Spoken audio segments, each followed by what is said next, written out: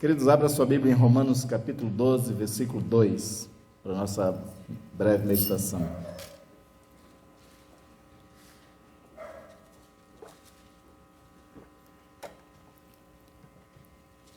Romanos capítulo 12, versículo 2, um texto bem conhecido por todos, com certeza.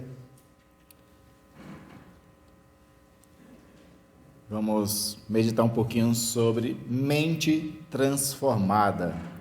A gente vem falando aqui que nós fomos constituídos como seres integrais, constituído de um coração, que é o nosso lado emocional, constituído da nossa mente, constituído desse corpo físico e constituído de espírito. Nós já falamos da parte do coração, já falamos da parte do corpo. Hoje vamos falar um pouquinho sobre a questão da mente. Então, Romanos 12, 2, um texto que muita gente já conhece de cor salteado, diz: E não vos conformeis com este século, mas transformai-vos pela renovação da vossa mente, para que experimenteis qual seja a boa, agradável e perfeita vontade de Deus. Amém? Vamos orar ao Senhor?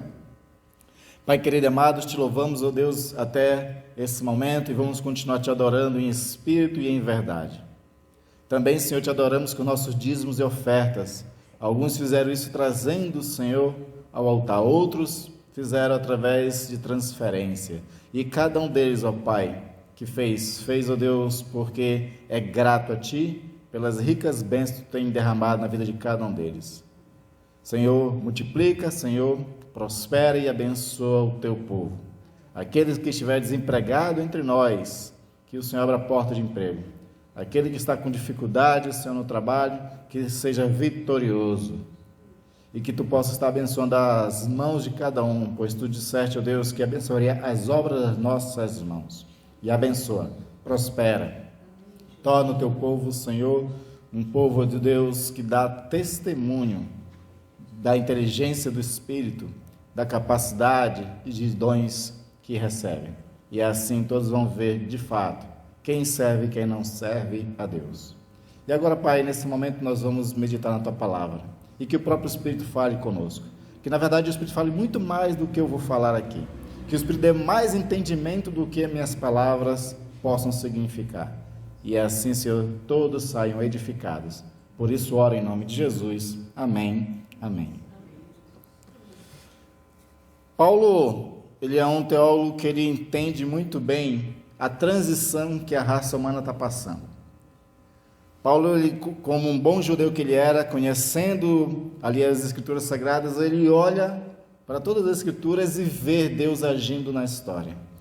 Um Deus que começou a história deste mundo, criando um mundo perfeito, um mundo onde tudo funcionava muito bem, mas um mundo que recebeu um lado ruim, que foi uma má escolha do livre-arbítrio.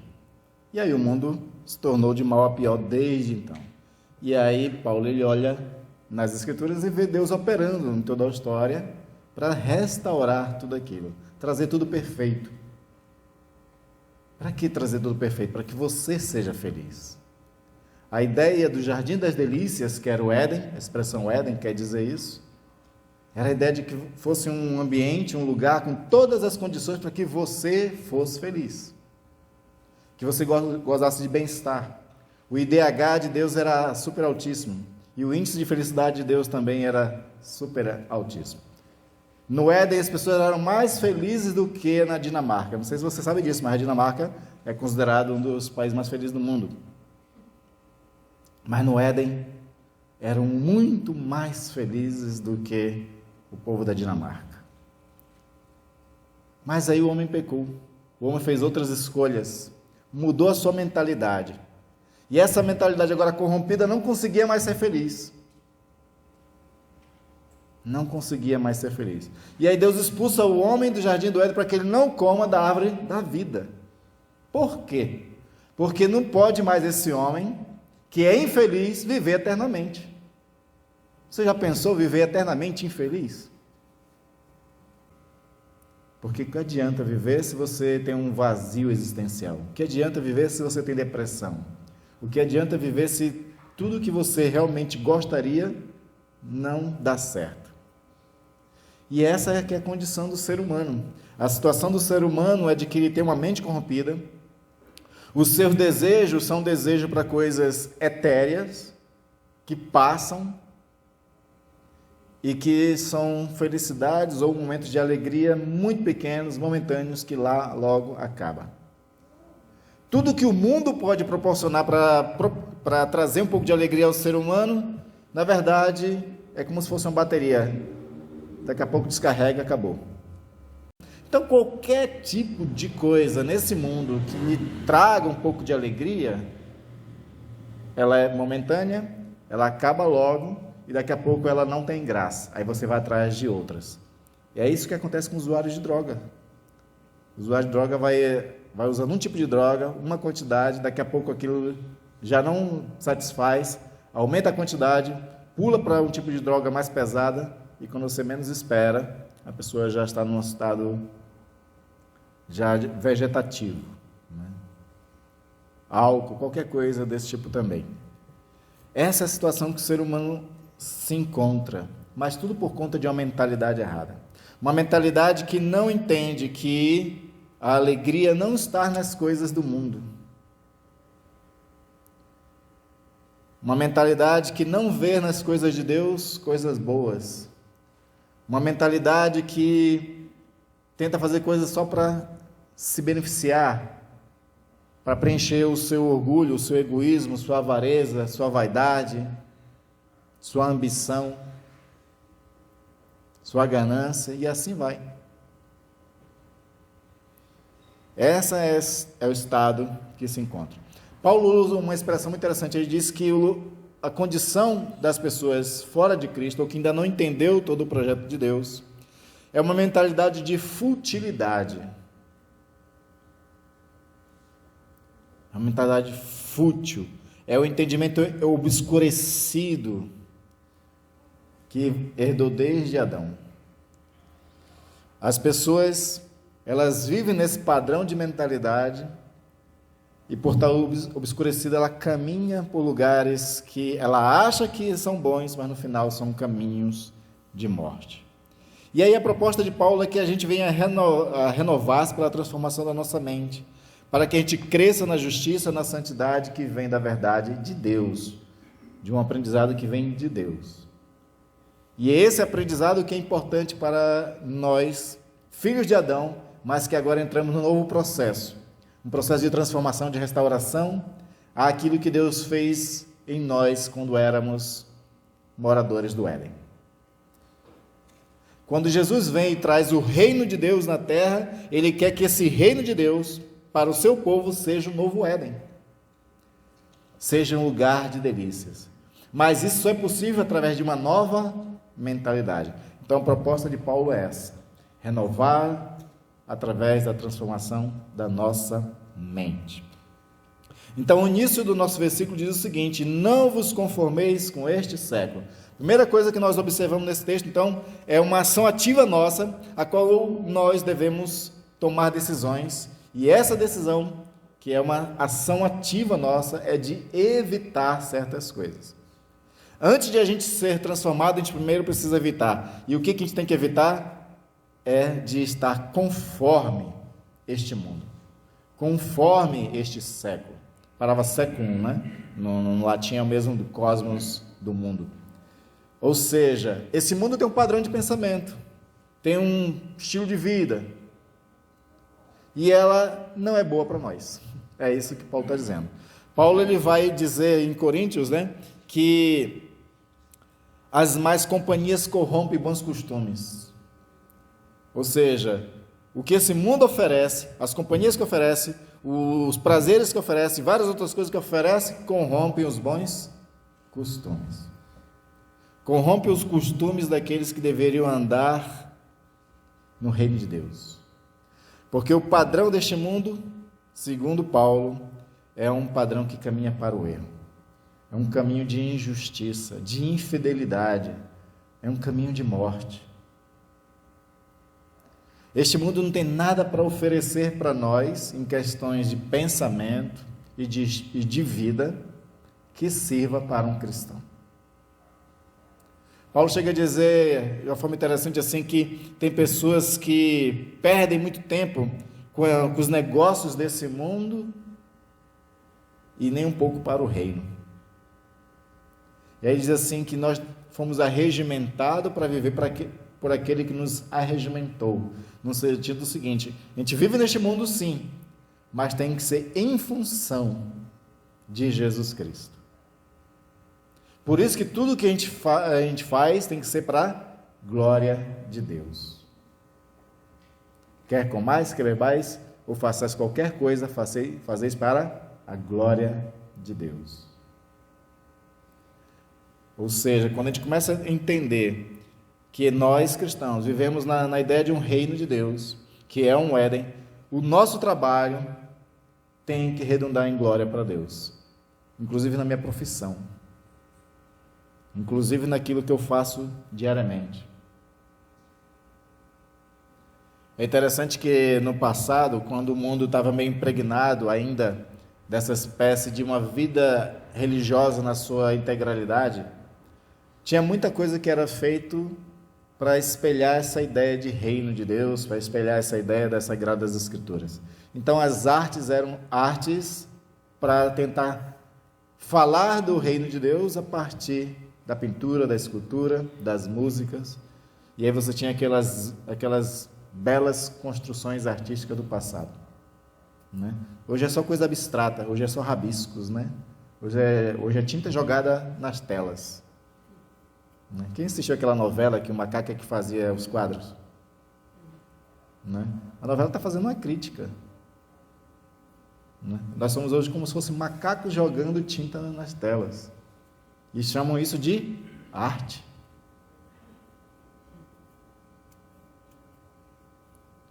Faça uma comparação com as telas atuais com as telas da era medieval e renascentista. Você tem só para você fazer uma breve comparação. Né? Tem alguns pintores que eu gosto, né? Rembrandt é um deles, né? O holandês. Ele pintou um dos quadros, para mim, que é um dos mais bonitos, que é a ideia do pai pródigo. Né? Em vez de filho pródigo, ele faz a ideia do pai pródigo, que é um quadro onde o pai recebe o filho pródigo e uma das mãos no quadro do pai, da figura do pai, é como se fosse uma mão feminina, para mostrar que esse pai, ele tem afeições que é como se fossem afeições que só a mulher tem, porque segundo os artistas, os poetas, não existe amor maior do que de uma mãe. Então esse pai, ele recebe o filho como uma mãe na visão do Rembrandt. É um quadro teológico, você lê teologia a partir de uma pintura. Né? E para não citar aqui o Da Vinci, né? Para não citar aqui o Michelangelo, que fez a Capela Sistina, né?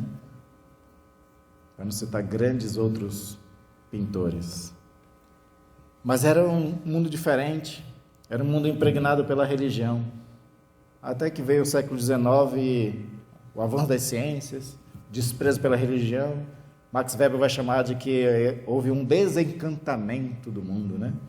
A ideia de desencantamento é porque a gente parou de pensar de forma mágica e agora a gente só pensa de forma científica, o que não é totalmente verdade, né? Não é totalmente verdade, mas de uma certa forma é assim que o mundo pensa. E aí Paulo nos recomenda evitar a se conformar com este mundo, até mesmo a forma desse mundo, até o mesmo padrão desse mundo, porque Paulo, ele entende que cada um de nós é como uma pequena criança que está sempre imitando. Inconscientemente, a gente imita o que a gente vê, o que a gente ouve. Porque a gente vai se moldando conforme as coisas, né? Isso é a forma do desenvolvimento humano. O ser humano, ele vai crescendo, ele vai se formando a partir do seu ambiente, a partir dos aprendizados que tem, daquilo que ouve. Esses dias eu estava ouvindo um podcast e um psicólogo estava falando uma coisa bem interessante. Ele diz assim, ele perguntou até para o entrevistado, né? Para o entrevistador. Você acredita que você fazendo um esforço contínuo de mudança estudando, aprendendo uma coisa nova, você com o tempo você consegue? Tipo assim, em 30 dias você acha que você consegue aprender uma coisa nova? Aí o entrevistador respondeu, claro, eu acho que sim, né? Aí ele disse, imagina 365 dias. A TV trabalha 365 dias para moldar a sociedade ao que ela quer. Imagina a vida inteira agora, a pessoa assistindo televisão, né? Até que a gente alcance uma certa maturidade e saiba fazer filtros do que a gente quer aprender e do que a gente não quer aprender. Eu, quando assistia a Disney, quando era criança, não tinha esse filtro todo. Mas depois de um tempo eu comecei, teve muita coisa ruim que eu aprendi lá, mas aprendi coisa boa também na Disney. Até eu falei para vocês que boa parte das músicas clássicas da vida que eu conheço hoje, eu aprendi nos desenhos da Disney. Sabiam disso? No desenho do Zé Carioca, nos desenhos do Mickey, em algumas ações do Pat Donald, em algumas ações assim que eles não falavam nada, tinha aquela música de fundo, era música clássica. Mas aí hoje é o filtro que faz a gente examinar tudo e reter somente o que edifica. Mas até então, inconscientemente, a gente está sendo formado pelo mundo. E a gente vai se conformando com o mundo. A gente vai pensando conforme o mundo. E aí, quando a gente pensa conforme o mundo, acontece aquilo que os conservadores têm medo. O mundo entra na igreja. É porque antigamente, não sei se vocês lembram disso, né? Até a década de 90, mais ou menos, certas coisas não podiam fazer parte de uma liturgia porque era coisa do mundo. Bateria era coisa do mundo. Guitarra era coisa do mundo. No máximo só podia ter um órgão ou um instrumento de corda, não era assim? Enquanto os conservadores, os fundamentalistas, ou dizer na verdade assim, porque ser conservador e ser fundamentalista não é uma coisa tão ruim, porque nós temos que conservar nossa tradição e conservar os fundamentos da fé. Jesus Cristo morreu, ressuscitou o terceiro dia e está vivo. Isso é fundamento da nossa fé. A gente tem que preservar isso, certo? Então, ser conservador, ser fundamentalista não é tão ruim assim, não. O ruim é o ser chato, que é o que muitos conservadores e muitos fundamentalistas são chatos. E aí, enquanto esse chato ficava se preocupando por causa de uma bateria que entrava na igreja, ele trazia pensamento do mundo para dentro da igreja. Por exemplo, preconceito, discriminação de pessoas. Isso é coisa do mundo, não é coisa de Deus e do reino de Deus. Porque Paulo diz que no reino não existe mais homem ou mulher, escravo ou livre, pois todos são um em Cristo Jesus. Jesus diz Paulo disse, né? Que Deus fez dos gentios e dos judeus um só povo. Ou seja, aí já mata a xenofobia, patriotismo. Essa ideia de patriotismo, isso é uma coisa do mundo, gente. Não é coisa do reino de Deus. Porque nós cantamos no começo, de todas as tribos, povos e raças virão te louvar, não é? A gente cantou isso. Deus, ele tem um povo. E a sua pátria é os céus. Paulo diz isso aos Filipenses. Então, ficar defendendo um patriotismo de uma nação não é pensar que nem o reino de Deus, é pensar conforme o mundo. Porque uma vez que eu me identifico só como ser brasileiro, aí eu vou desprezar quem é africano, eu vou desprezar quem é asiático. A gente só despreza aqueles que são escória da sociedade, né? A gente nunca despreza os Estados Unidos, país rico, né? Inglaterra. Quem vai desprezar a Inglaterra, país rico? Já perceberam isso? Que os patriotas só desprezam os países que são, né, pobres, mas nunca desprezam os ricos? Isso é coisa do mundo. Porque Deus não faz a acepção de pessoas. Se Deus não faz a acepção de pessoas, por que eu, que sou patriota, vou fazer a acepção de pessoas? Por que eu tenho que ficar xingando o chinês? Por que eu tenho que ficar imitando o chinês de forma pejorativa? É um povo que Deus quer alcançar, inclusive. E está alcançando.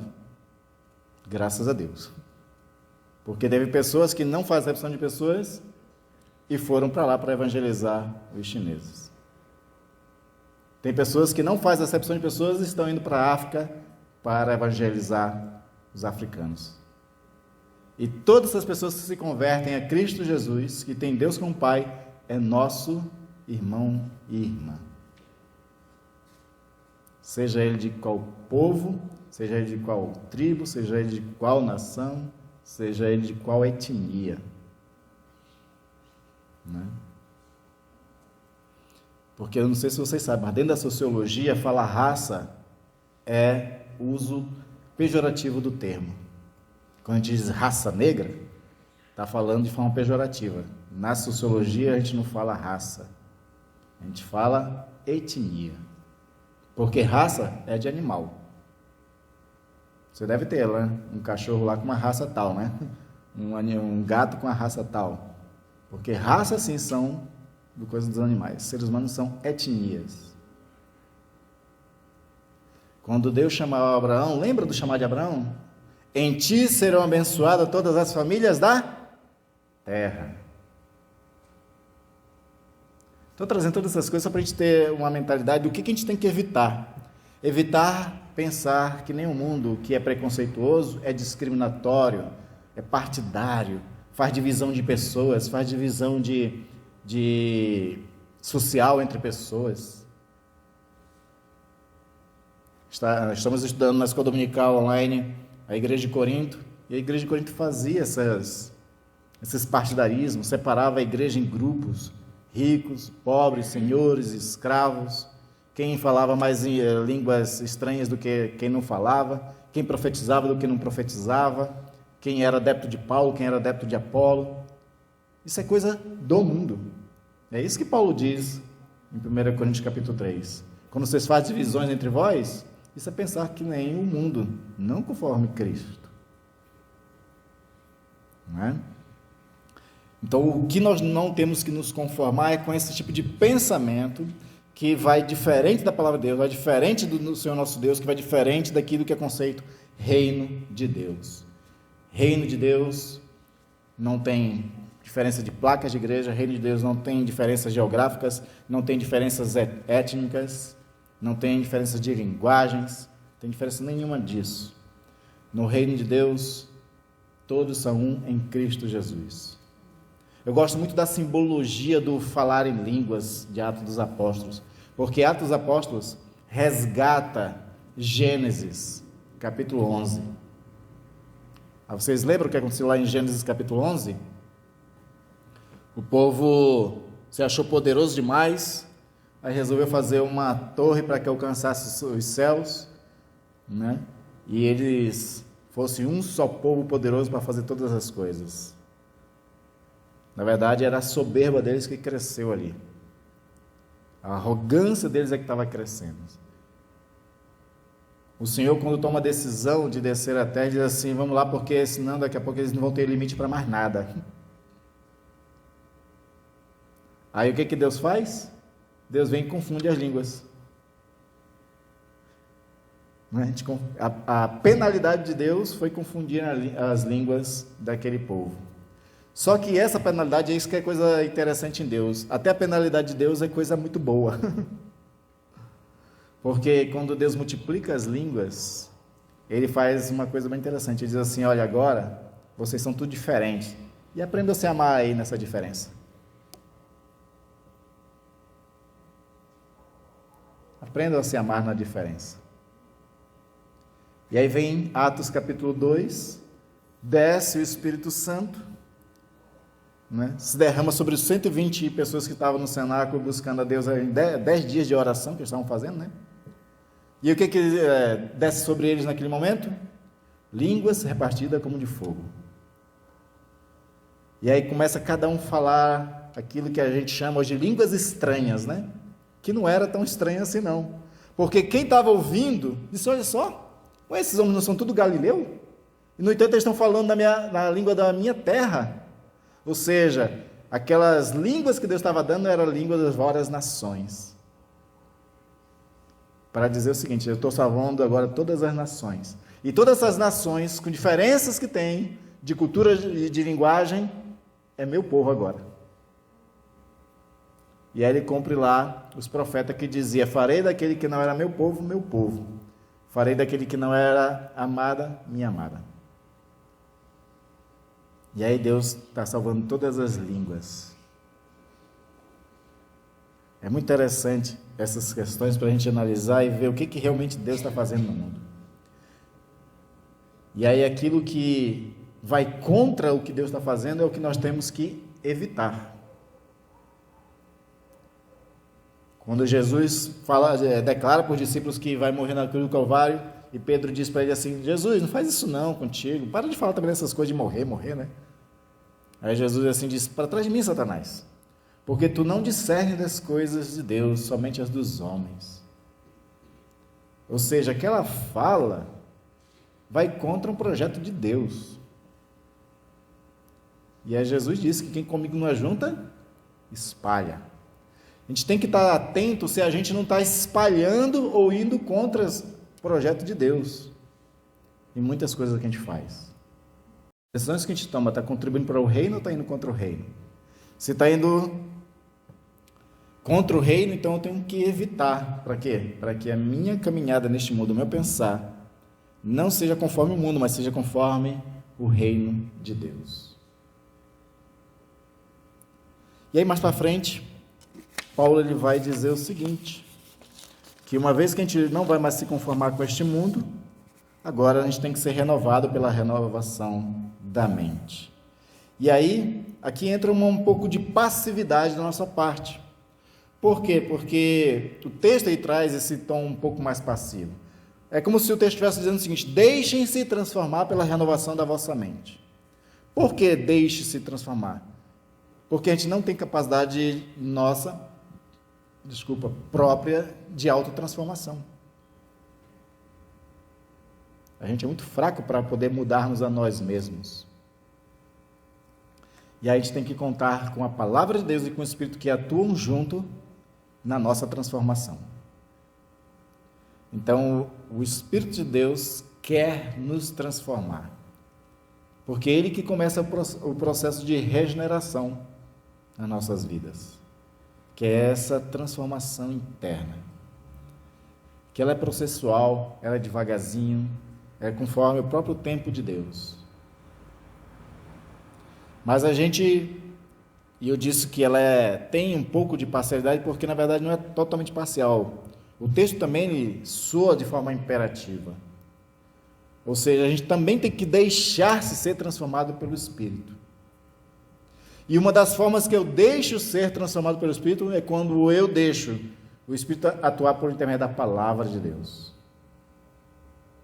Se eu me distancio da palavra de Deus, se eu me distancio do estudo, da meditação dela, da participação que a igreja toda faz para que a palavra seja explanada e ensinada, se eu me excluo disso, aí o Espírito Santo não tem como agir também, né?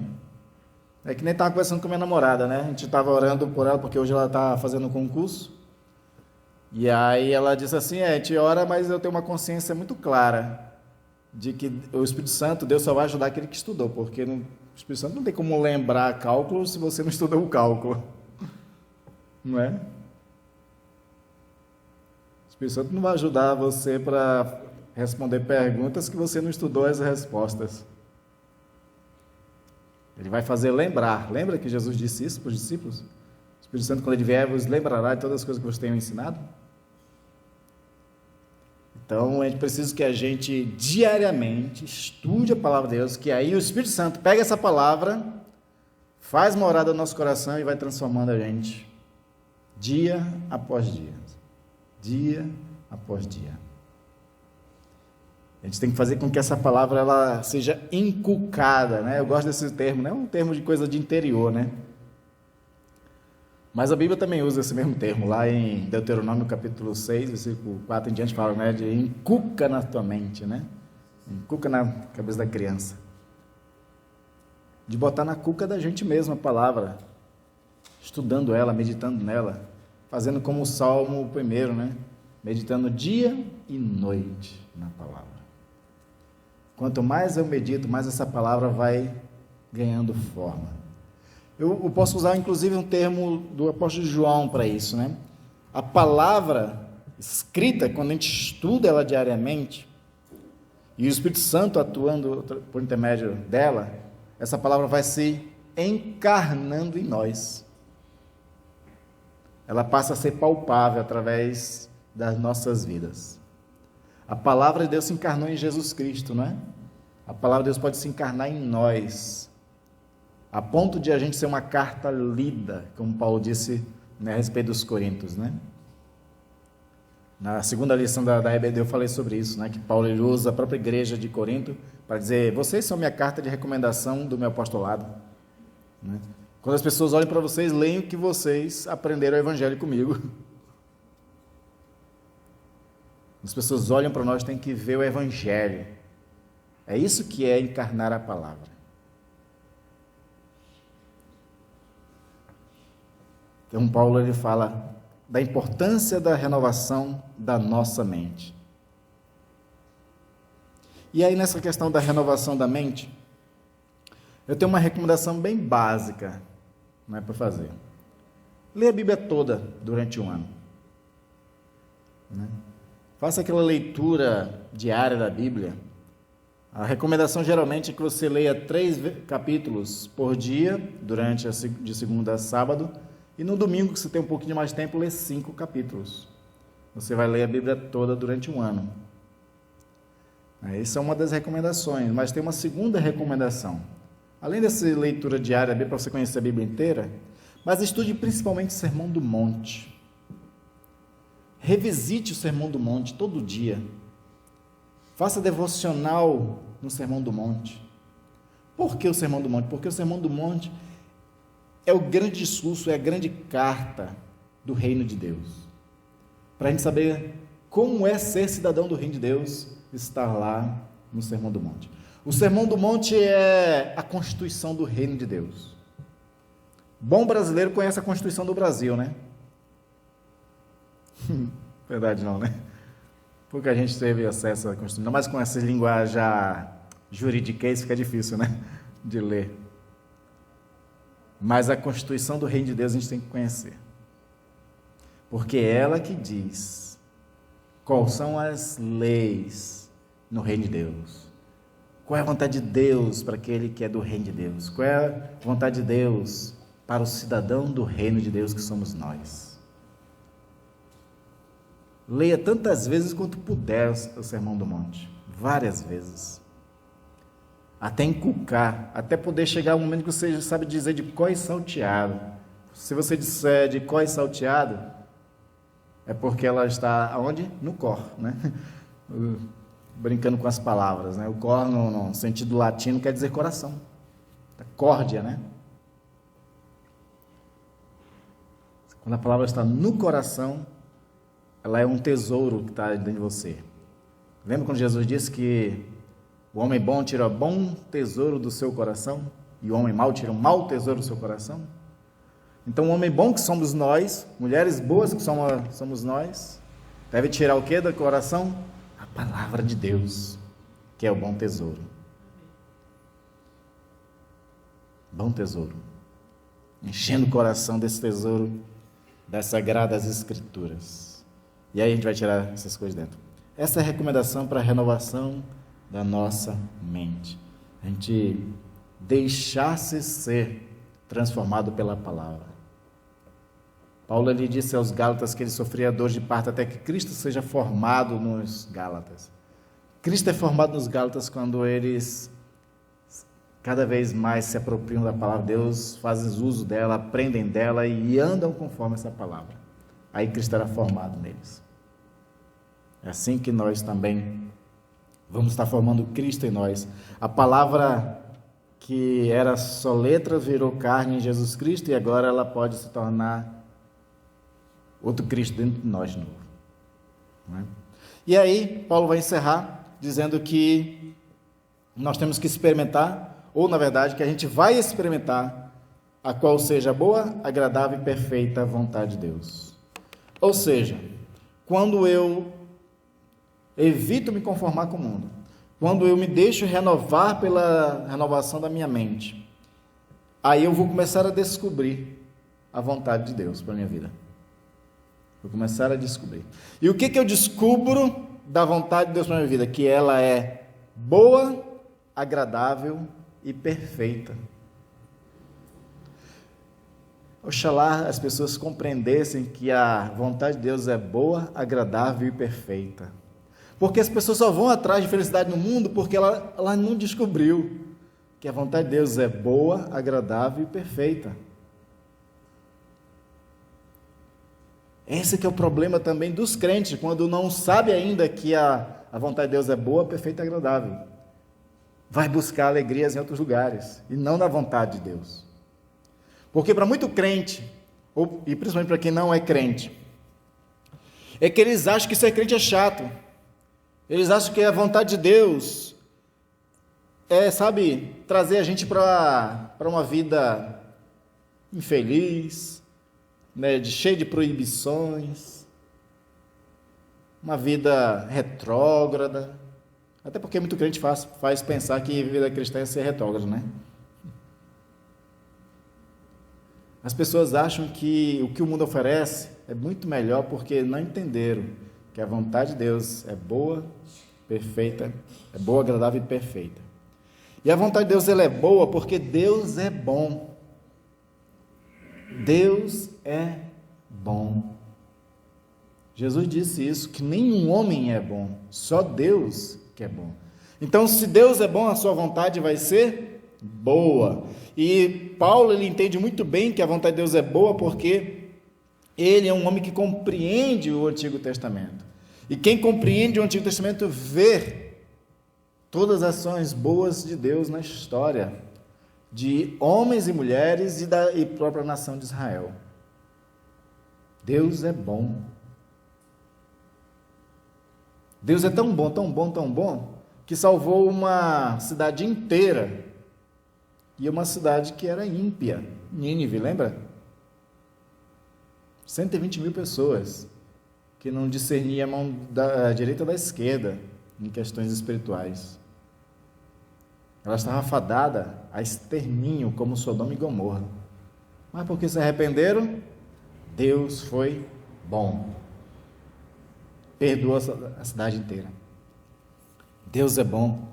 Por isso que o salmista vai dizer: provai e vede o quanto o Senhor é bom. E feliz o homem que faz desse Deus o seu refúgio. Está lá no Salmo 34, versículo 8. Provai e vede o quanto o Senhor é bom. Mas na mentalidade daquele que ainda não estudou Deus, não compreendeu Deus, não experimentou Deus, Deus é somente um ser que vai depois julgar todo mundo e mandar muita gente para o inferno. Né? Por isso que muitos pais inadvertidamente dizem para os filhos: não faz isso porque Deus castiga. Né? Aí faz com que a criança cresça aprendendo que Deus só castiga pessoas. Mas Deus é bom, a gente tem que descobrir o quanto Ele é bom. E a gente só vai descobrir que Deus é bom conforme a renovação da nossa mente, segundo a palavra. Mas Deus também, Ele tem uma vontade agradável. E por que a vontade de Deus é agradável? Porque o que Ele faz, o que Ele quer, não é algo que seja desprezível para nós. Quando a gente descobre de fato a vontade de Deus para as nossas vidas, a gente descobre que é uma coisa muito boa para a gente, agradável para a gente. Não é uma coisa que eu desprezaria para a minha vida. Aqui já pregou a reverenda Ana Isaura, né? Ela já contou o testemunho dela, falou um pouco da vida dela, e ela dizia que ela não queria ser pastora. Porque na mentalidade dela, ser pastora ia sofrer muito, tinha que se submeter a certas coisas que ela não queria se submeter, tinha um monte de... Então, tinha um monte de coisa desagradável que ela achava que existia no pastorado. Mas aí Deus chamou ela. Aí ela veio só por obediência, não por gosto. Só que quando ela se tornou pastora, aí ela descobriu que o ministério é agradável. E ela nunca experimentou tanto Deus, o quanto ela experimentou na vida pastoral dela. Então, aquilo que ela achava que não era bom, que era desprezível para ela, se tornou algo agradável. A vontade de Deus se tornou agradável para ela.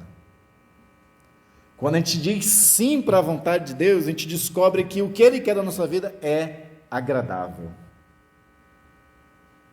Né? Ainda que a gente não entenda as partes das coisas, porque a gente tem uma visão muito curta para enxergar o quadro inteiro de Deus, né? A gente só vê pedaços. Aí até chegar um momento que a gente vê o quadro inteiro e nossa, era isso que Deus queria? E eu resmunguei tantas vezes, murmurei tantas vezes, chorei tantas vezes, né? Até quando você vê o quadro inteiro e vê que realmente era bom. Isso aconteceu na vida de José.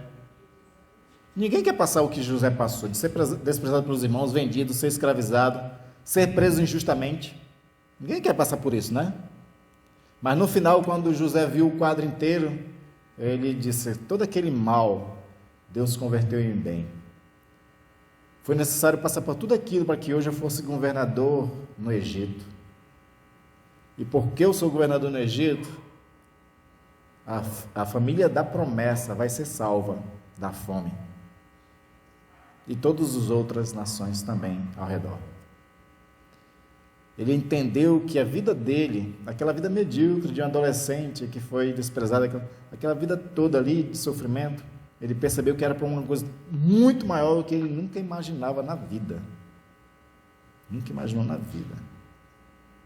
Porque você tem que levar em consideração que José, Jacó, o pai dele, toda aquela família, não eram nada na Mesopotâmia. Eles não eram nem povo, para vocês terem uma ideia. Eles eram um grupinho de pessoas, um clã, né? Que era uma família. Eles eram um clã de andarilhos, de nômades. Eles não tinham terra deles. Eles não tinham empresa deles. A casa deles eram tendas que ficavam mudando de lugar. Eles não eram nada. E aí, o que Deus faz? Deus exalta um deles, se torna governador de todo o Egito. Hoje a gente admira a vida de José porque a gente enxerga o quadro inteiro, né?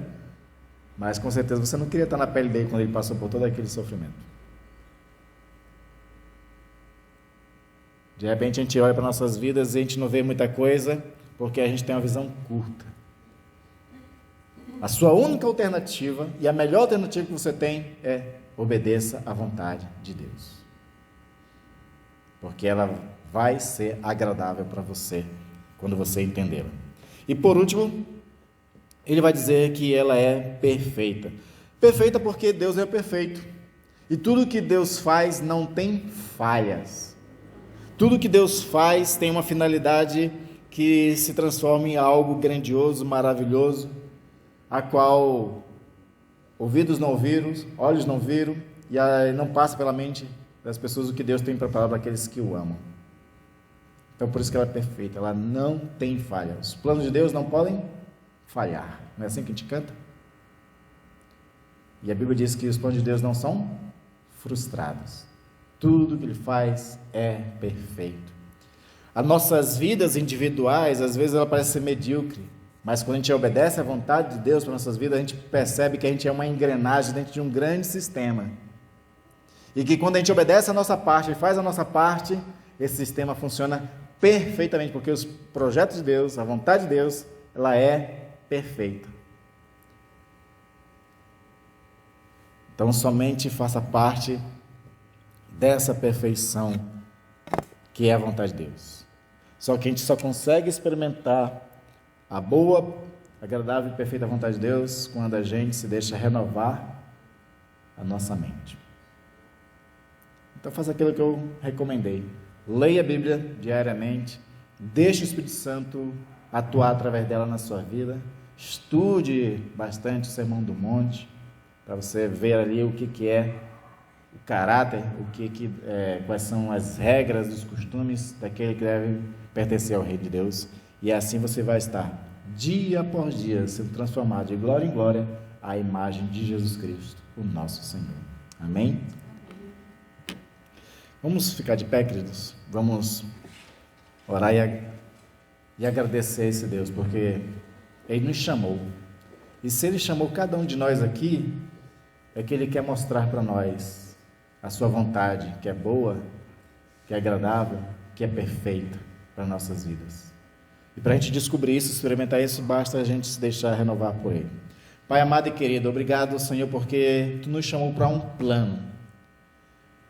Paulo diz isso aos Efésios, que foi segundo o conselho da Tua vontade, um propósito que colocou em si mesmo, antes da fundação do mundo, para as nossas vidas. Então, se eu faço parte desse plano, se meus irmãos fazem parte desse plano, a gente tem que descobrir o quão boa, quão agradável e quão perfeita é essa. Mas eu não consigo ver isso, não consigo enxergar isso enquanto a minha mente está obscurecida, enquanto a minha mente não conhece a Tua vontade, Senhor. E a Tua vontade está na Tua palavra, está escrita para cada um de nós estudá-la e entendê-la. A gente precisa se descobrir nas Sagradas Escrituras. E por isso, Deus, o nosso desafio é mergulhar nas Sagradas Escrituras, a qual ela atua poderosamente através do Espírito em nós, nos moldando, nos transformando, nos fazendo cada vez mais igual à semelhança de Jesus Cristo. Transforma-nos, renova nossa mente, Senhor. Nos ensina, Senhor, a respeito de Ti mesmo, da Tua palavra, e que a gente goze dessa intimidade, desse conhecimento, e veja dia após dia nossas vidas, Senhor, caminhando para uma direção que não é do nosso coração, mas é a Tua vontade, Senhor. E assim a gente chega aquele momento que a gente possa ver o quadro inteiro e só Te adorar, só Te amar e querer Te servir, por entender o quanto o Teu plano é maravilhoso para as nossas vidas. Nos faz compreender tudo isso, Pai.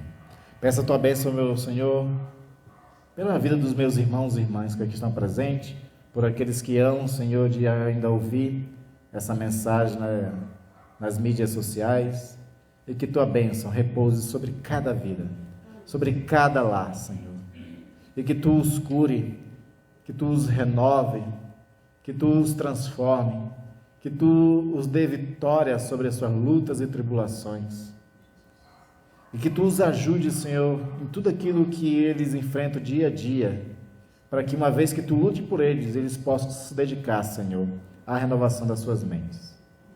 Abençoa mesmo, abençoa suas casas, abençoa suas famílias, seus filhos, seus netos, seus primos, seus parentes, abençoa cada um, e que cada um, Senhor, também possa começar a experimentar a Tua vontade, que é boa, agradável e perfeita para a vida deles, assim como é para nossas também. E Pai Santo, olha para cada um de nós, Senhor, levanta o rosto sobre cada um de nós e concede, Senhor, a Tua graça e a Tua bênção. Senhor, ouve a nossa oração, como Salomão pediu, Senhor, naquele dia ao consagrar o templo. Ouve a nossa oração, pois nós nos consagramos a Ti, Senhor, como um templo vivo, para a Tua habitação, e assim Tu poder agir no mundo através de nós.